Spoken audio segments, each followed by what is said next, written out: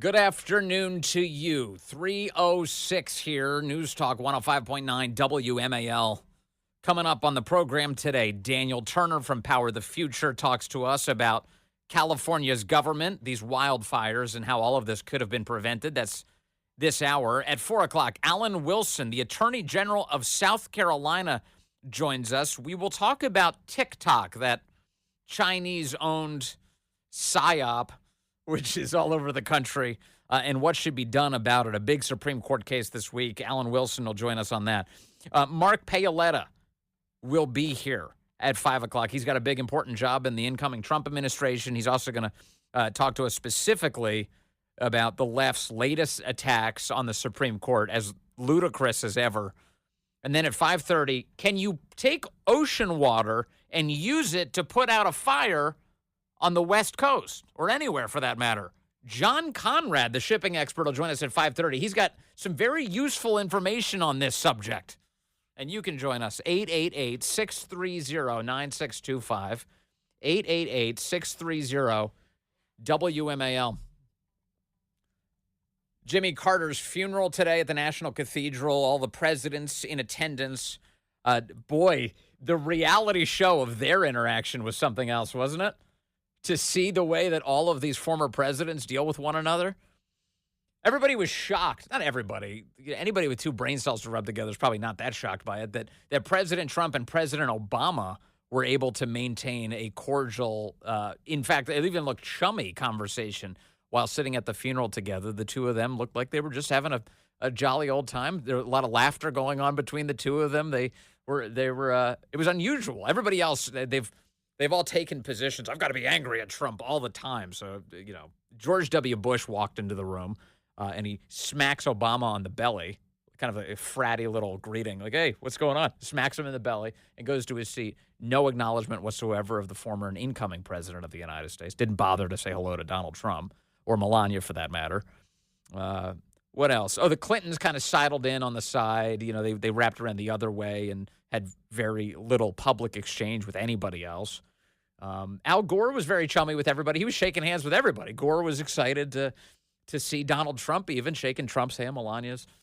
Mike Pence shook hands with President Trump, in case you're wondering how that relationship's going, the two of them shaking hands. Karen Pence was a no. Karen Pence stayed in her seat, no handshake for Trump, but Mike Pence was a yes. He shook hands with the Trumps. And then Obama, this conversation between Obama and Trump, which is, of course, is, it's set tongues wagging all over Washington. Everybody wants to know what the hell they were talking about. It was funny because when Obama began talking to Trump, Obama kind of, he starts talking to him. Kamala Harris was sitting in the very front row, as the sitting vice president of the United States. And right next to him was the second lady, Doug Emhoff. And they're right there. And right as Obama leans over to Trump, whatever he's saying, Kamala, for whatever reason, and you can see it in the video, it's hilarious, she thinks Obama's talking to her. So she's like, yes, what did you say? She turns back and she looks right back at him, and to her immense disappointment and my laughing pleasure, Obama was talking to Trump. And Kamala has this realization that dawns on her. She looks back and she thinks Obama's talking to her. Oh, it's not for me. And she turns back, and once again, she looked as miserable as she did the other day as she was certifying the election for her opponent. So that whole thing was a hoot. I just loved everything about it. It was great. It was fun to watch.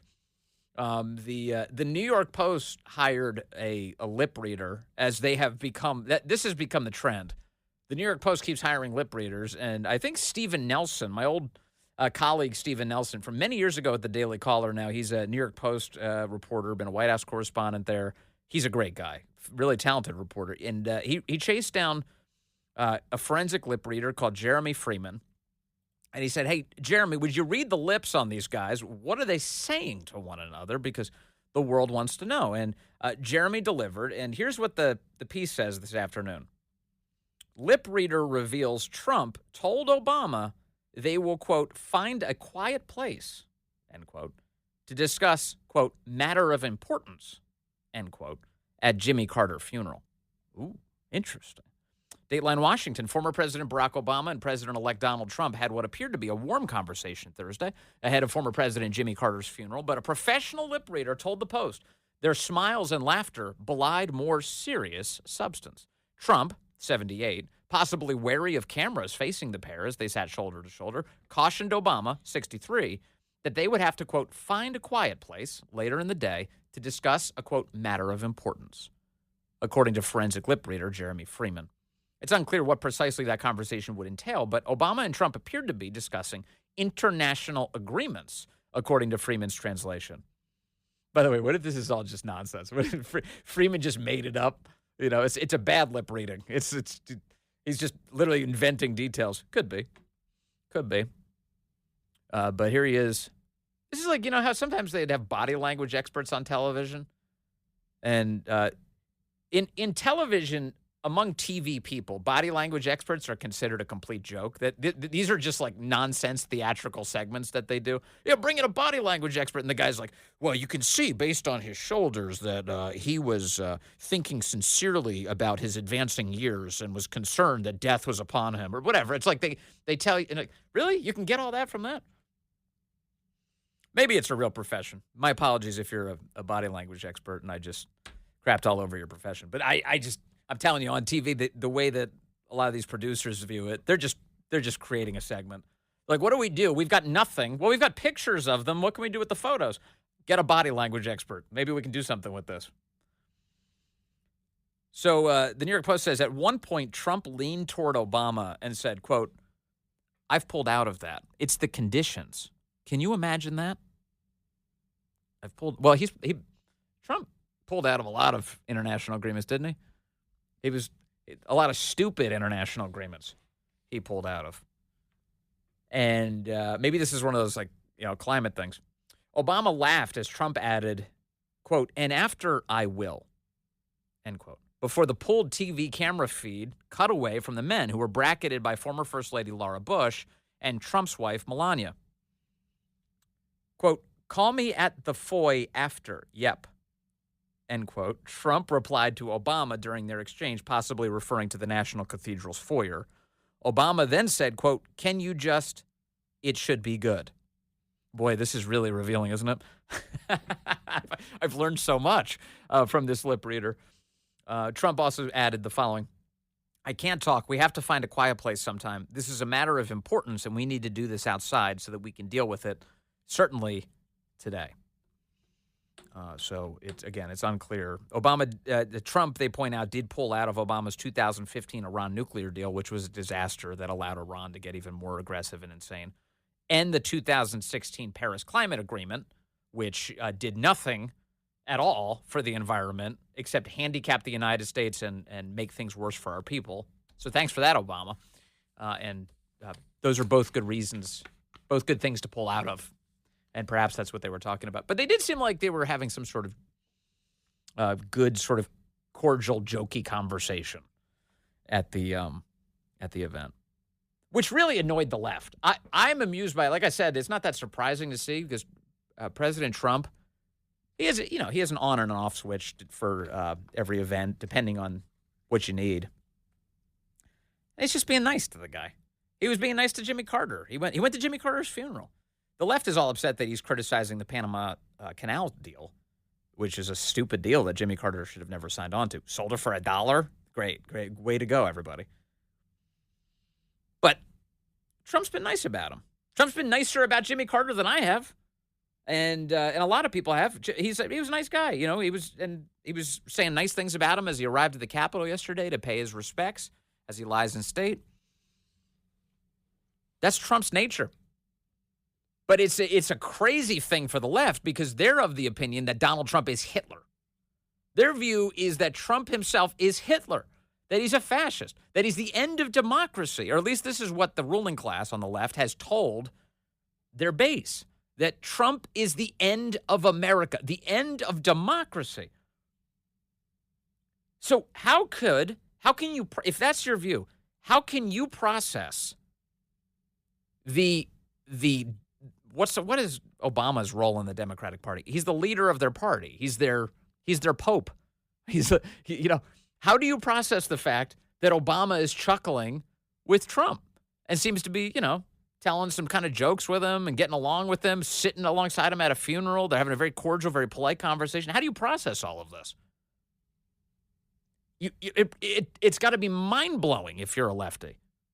What is that? I can't even handle it. And it goes to show you a couple things. One is that Obama's core conviction is what's good for me, right? That's always kind of been his thing.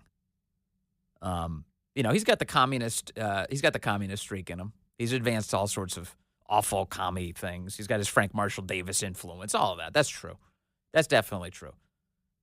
But in the end, he's just he's a political operator for his own advantage.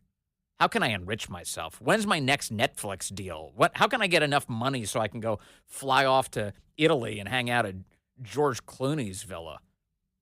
That's Obama's motivating factor. It's like, me. What's good for me, right?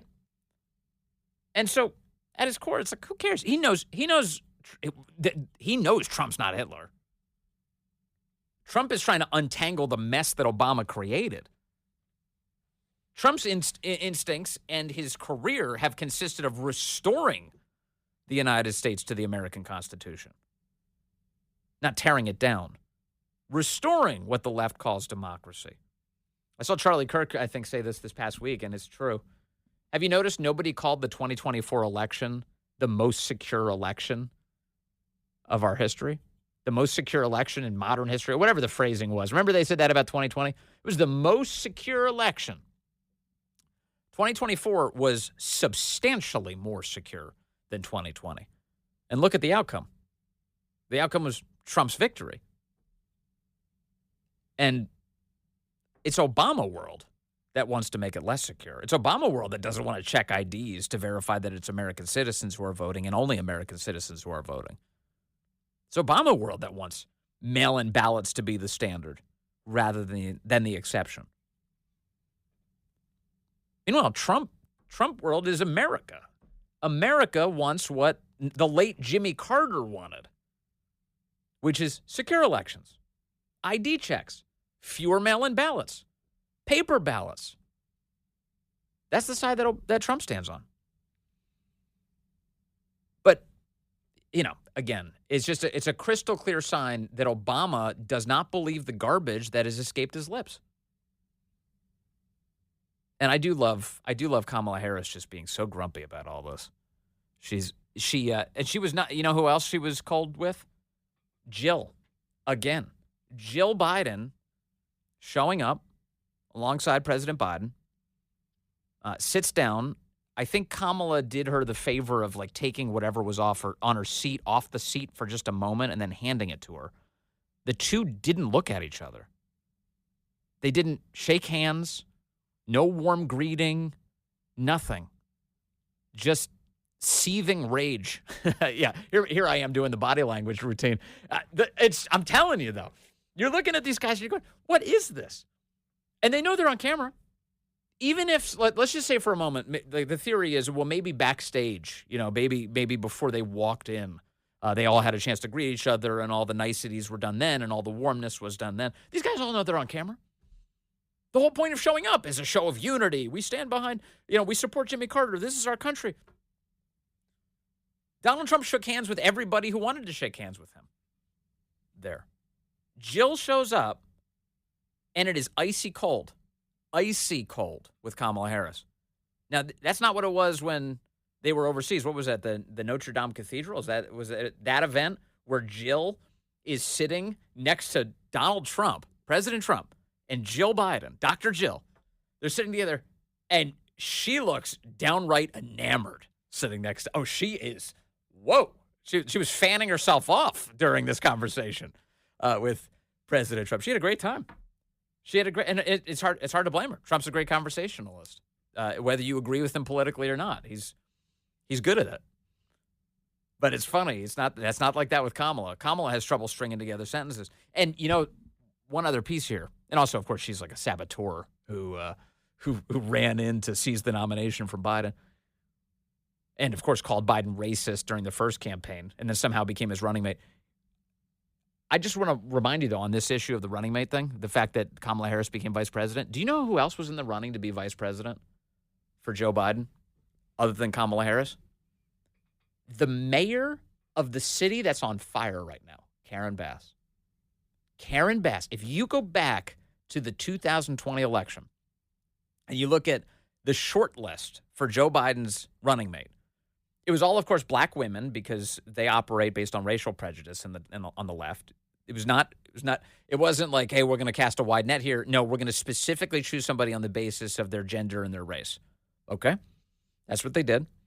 And on the short list were Kamala Harris, and I am shocked to say someone who is even dumber than Kamala Harris, Karen Bass. Karen Bass, who thinks that when you want to direct people to a website for emergency support, you just say the word URL and they know what you mean. She did that yesterday. She said that. I'll play that for you in a moment. We have a lot to get to today, but a fascinating scene at the National Cathedral. Build stronger than ever. Right now, if you need help, emergency information, resources, and shelter is available. All of this can be found at URL. Los Angeles, together is how we will get through this.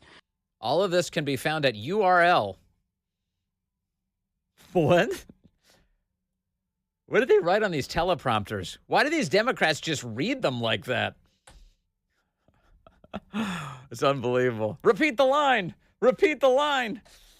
Let's see. Cindy is calling in from Bethesda now, line 2. Hey, Cindy, you're on the Vince Coglianese Show.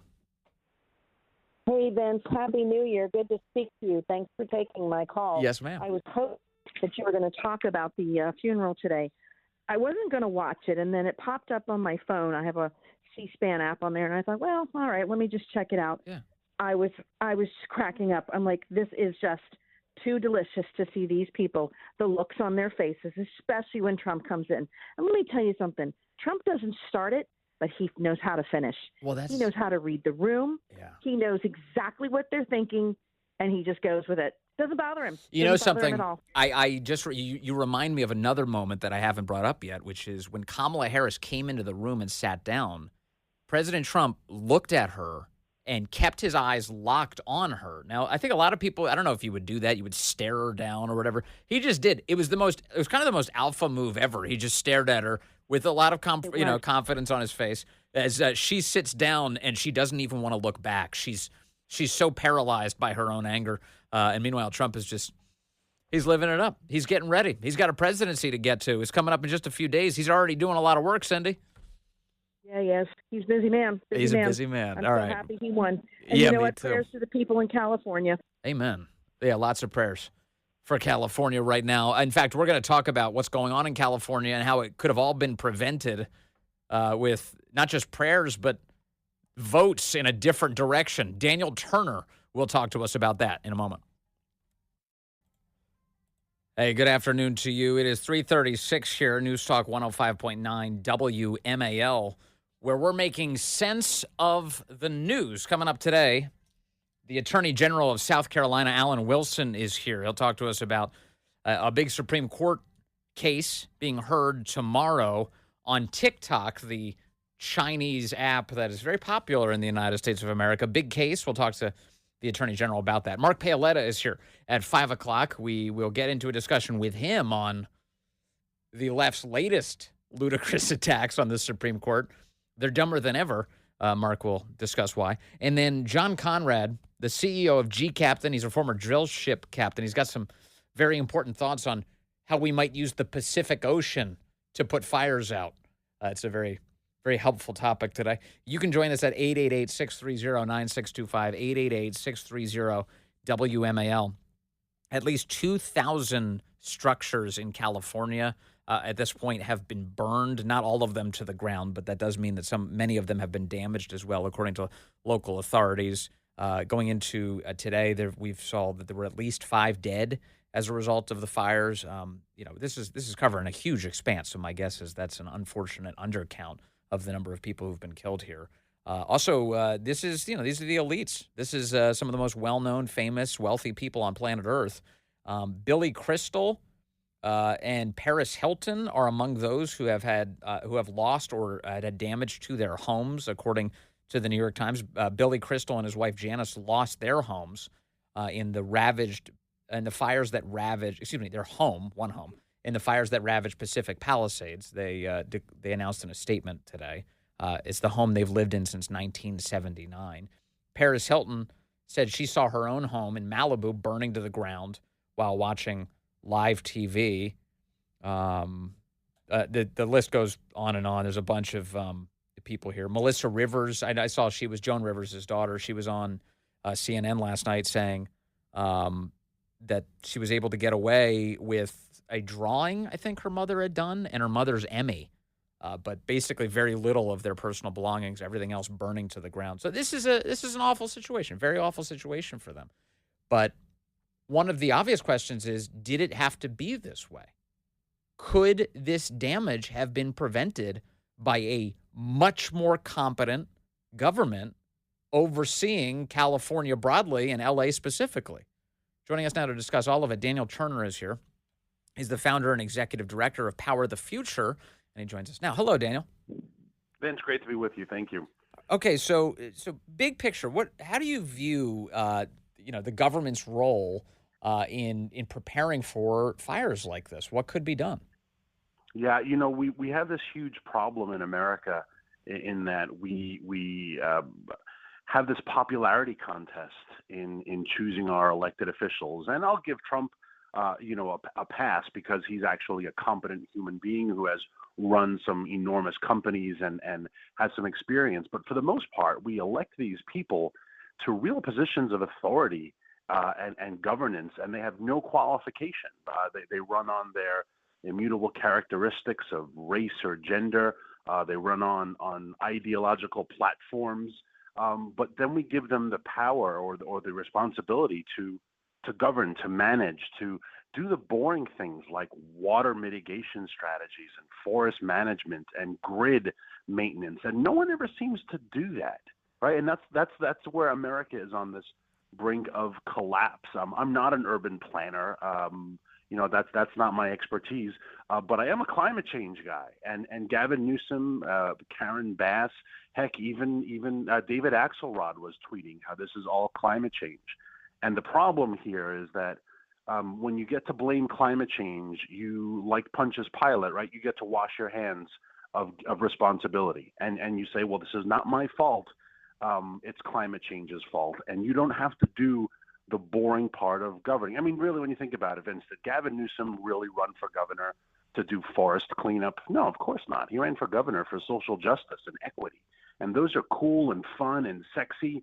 But when people's lives are being destroyed and their homes are being destroyed because you don't do the boring part, yes, you have to wonder, why are we electing these people? Right, and the question I would ask them is, did climate change divert water from the north into the Pacific Ocean? Did climate change send firefighting equipment to Ukraine? Did climate change fire the people who work for the LA Fire Department who didn't get the jab? Did climate change do that? Did climate change prioritize not your ability to fight fires, but instead skin color, gender, and whether or not you're a member of the LGBTQ community as the number one thing? I'm pretty sure climate change wasn't involved in any of that. That was all lefty, Democrat hubris and incompetence. No, and here are some examples of where the green agenda gets power and they get to implement their rules because they tell you this is going to create a green utopia. And California is the green utopia. That's the other thing that we have to be very careful on. There's no passing the buck. There's no finger pointing elsewhere. California is run completely and thoroughly and unabashedly by Democrats and has been for a decade, and they created this utopia. But, for example, one of the green policies, it is still illegal to water your lawn in California, and it has been since the drought. The drought was really over in 2022, but the law was never rescinded. Well, if you can't water your lawn, you're going to have a lot of dead lawn and a lot of dead patches, and that's tinder, right? That's kindling getting ready to go up. Yeah. It's illegal to remove underbrush and fallen trees because the environmentalists have argued that that's where little critters make their habitat, and they do, right? If you have a fallen tree, a little squirrel or chipmunk family is going to move in, but that's also kindling, and that contributes to forest fires as well. And so these green folks have had the ability to put in ridiculous rules, really risking the lives of people. And fingers crossed, up till now, it's been okay. But now everything perfect storm, and this is the result of all of these bad decisions. Right, and at the end of when you're triaging your values, why are humans at the very bottom of the list for the left? Yes, lower than the smelt, and that's why Donald Trump keeps talking about that. And this is the problem we see in all environmental fights, whether it was the spotted owl going all the way back to the 90s, whether it's salmon. The environmentalists make it sound like these species are disappearing. Like, there are lots of smelt in the world. Maybe this one little area of California doesn't have smelt anymore. But you know what? New York City doesn't have coyotes anymore either, because people moved in. And that's okay, right? I mean, people do have priority over nature. Yes, we can coexist, but when nature begins to threaten humanity, humanity has to win. And I often call the Green Group misanthropic. They deeply hate humanity. And Yes. This is a wonderful example of how misanthropic the Greens are. And one of the unfortunate realities is that the United States, in many ways, is tethered to California's environmental policies for a range of reasons that you know more deeply than I do. But when you talk about how California is this big failed experiment in these green policies, I mean, this is why we have the phrase laboratories of democracy, that each state is kind of a proving ground for whether or not an idea is good or effective or not. And, well, California is a never-ending cascade of failures. So why would the rest of the country be either tethered to or attempt to duplicate what they're doing in California? Exactly. It's a great point, and something that we are working on, Power the Future, that we're giving to the necessary committees in both the House and the Senate. And I'll mention it because I know their members are listening to this program right now. But California does have an EPA waiver on almost absolutely everything, exactly for this reason. California is waived from a lot of the rules that the rest of us have to abide by, because they know if California actually had to follow the rules, the state would be destroyed. So the California waiver, as it's called, blanket, is very, very vast. And so people like Gavin Newsom get to say, well, we do this here in California and it's working great, because there are no consequences, because they're waived from either sanctions or fines or regulatory burden, and the rest of the country is not. So the California exemption rule of the EPA, something we will definitely work with Lee Zeldin once he is confirmed in the new administration. The California exemptions have to disappear, because this laboratory of democracy is dead, because everyone thinks it works in California. Yes. And they're just lying. They're hiding the truth. I mean, isn't it the case that California sets vehicle emission standards for the whole country? Yes. So that's not something that Washington is doing. That's not something the Congress is doing. It's just California. California gets to make up vehicle emission standards, and the rest of the country is forced into those. In other words, that drives up the cost of the internal combustion engine for you and your family because of what Gavin Newsom and his merry band of idiots decide?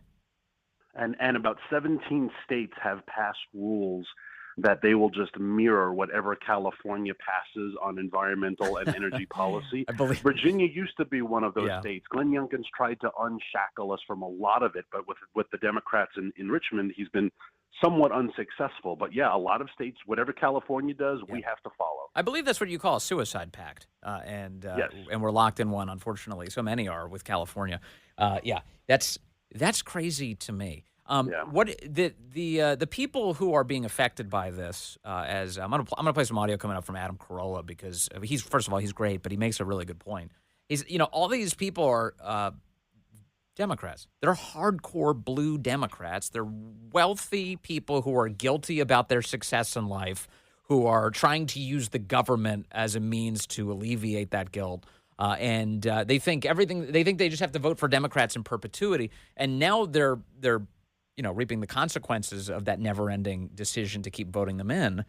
Do you think any lessons are learned from this now that people's entire livelihoods are being burned to the ground?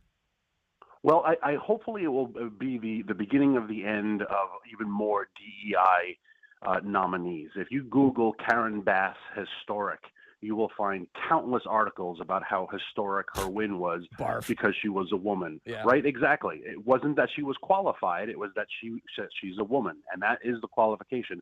Kamala Harris ran on that. And again, as did Hillary Clinton. And that's not a qualification.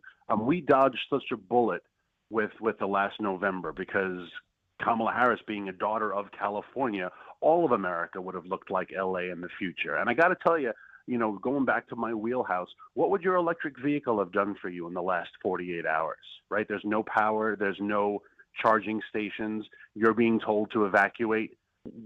What's your Tesla When they gonna can't do? even Now, evacuate. that's not the fault of... And they can't No. evacuate. They're gridlocked streets. I have road rage on behalf of the people I'm staring at as I see these images. They're sitting in the middle of city blocks, not moving. There's no infrastructure to get them out. There's no actual plan for an evacuation. You have traffic that's not being controlled in any capacity.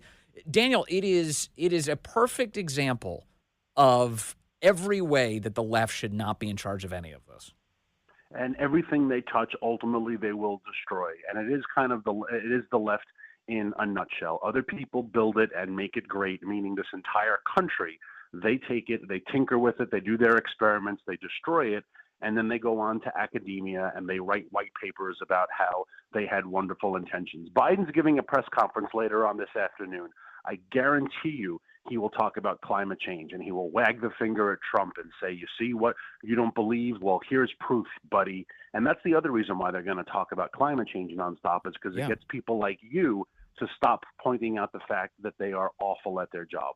Yeah, that's what they're trying to. They're trying to basically, mount the distraction from their incompetence. In fact, here's an example of their incompetence. Here's the governor of California, Greasy Gavin Newsom, talking to Anderson Cooper about the water supply. Hey, how come the fire hydrants don't have any water? Here's what the governor of the state said. What is the situation with the water? Obviously, in Palisades, ran out last night in the hydrants. I was talking to the firefighter in this block. They left because there was no water in the hydrant here. The local folks are trying to figure that out. I mean, the local folks are going to figure that out. What do you mean the local folks? You're the governor of the state. You can't offer an answer to that question on national television? Where the hell is the water? There may not have been water in the hydrants, but for the first time in Los Angeles' history, they have an historic head of the fire department with a lesbian woman. So that's something to celebrate. Yeah, she's a proud member of the LGBTQ community. In good standing. She's up on her fees and everything. Every year she pays her dues. And this is all that they shove down our throats. And our kids are getting dumber because our teachers stink, because our schools are collapsing, but we have diversity. Our cities are crumbling, our subways are unsafe, but we have diversity. You saw what happened in East Palestine, Ohio, but we were told Pete Buttigieg is gay, and that we're supposed to celebrate that too. So we just constantly are told that diversity is going to make us stronger. Diversity is our strength. That's the motto. How strong is LA right now? I know. And when you mention Pete Buttigieg, it always makes me think of that wonderful Free Beacon line where they describe Pete Buttigieg, who is white, but makes up for it by being gay, which is one of the greatest lines I've ever read anywhere. Hey, Daniel Turner, thank you very much. Great to talk to you today. Yeah, lots of celebrities' homes in the line of the fire. Apparently, the Brentwood neighborhood, where Kamala Harris and LeBron James have homes, has been evacuated. Although LeBron's home already fell down before the fire got to it. Sorry, I couldn't resist. The fact is, as I point out, there's a lot of elites here who voted for all of this and are now, quite unfortunately, living with these dire consequences. Adam Carolla had this to say about the subject. When they rebuild, guess what mess they're about to run into? The people who live in Malibu, who live in Santa Monica, who live in the Palisades, those are some of the most progressive blue voters in the world or in the United States. They are a bastion of blue. So what those guys did is all the people in the Palisades, I checked it out. It's about 80% blue, 80% progressive, 80% Democrat. Now, these are all sitting around crying about Karen Bass, water pressure, how come the forest wasn't cleared of all the brush, what's happening with the infrastructure. You guys all voted for Karen Bass, the mayor of Los Angeles. You all voted for Gavin Newsom. And now you get what you get. Oh, now that your house is on fire, well, now you're thinking about something else. Now you want to know what's going on. What's going on around here? You didn't give a shit about what was going on when other people's houses were on fire, but now you care. So here's what's going to happen. All these people who were deep blue Democrats are now going to have to pull a permit to rebuild. And they're going to get the 28-year-old bitch from the Coastal Commission telling them to go off. And then they're going to vote for Trump or whoever's Trumpian next. You see, they're going to get turned. Oh, man. Every single thing about that, except for the final few words. Yes, he's right. They're going to run into a wall of incompetence. But will the spell be broken? Will they vote for somebody like Trump in the future? That might be wishful thinking. I'm wishing for it. Not sure it's coming true. Coming up, the Attorney General of South Carolina will talk to us as the Supreme Court hears a very important case this week about TikTok, you know, the thing that's polluting the minds of our children, and China runs it.